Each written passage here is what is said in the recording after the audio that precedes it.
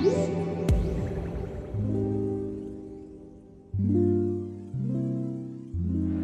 is Luke with Digital Trends. We're here at CES 2019, taking a look at a brand new 2-in-1 from HP.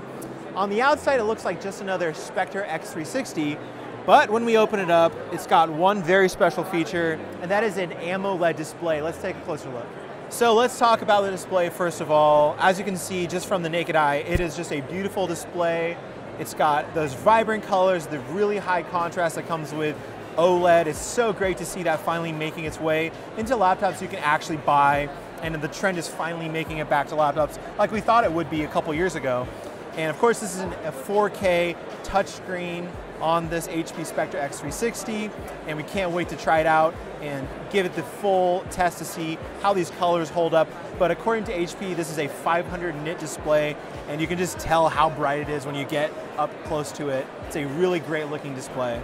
Outside of the display, let's take a look at the chassis in general. This is the same kind of style we've been seeing HP do on its Spectre laptops. It still looks great. Got that diamond cut edge on the sides. We do have a new spot for some ports. You got USB-A, USB-C, and then the Thunderbolt 3 port kind of in that diagonal section. And that's kind of a cool spot to put that port. And on the other side, you have a power button in the same spot. And you got your barrel plug power and HDMI, and down here the 3.5mm headphone jack. In terms of specs and performance, what you're getting here is a very high-end machine. You're getting a Core i7 Whiskey Lake 4-core processor, not the 6-core H series processor, but a very capable CPU here.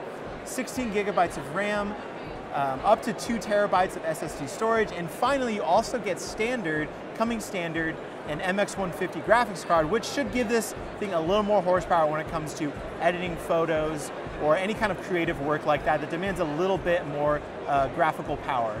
So that's your first look at the HP Spectre x360 15 with the AMOLED display. Again, we don't know a price on this, but you can expect it to be a little more expensive than your standard version of this 2-in-1.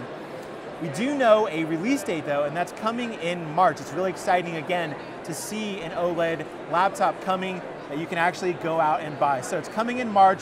We'll have the full review eventually when we get it in our hands over at digitaltrends.com.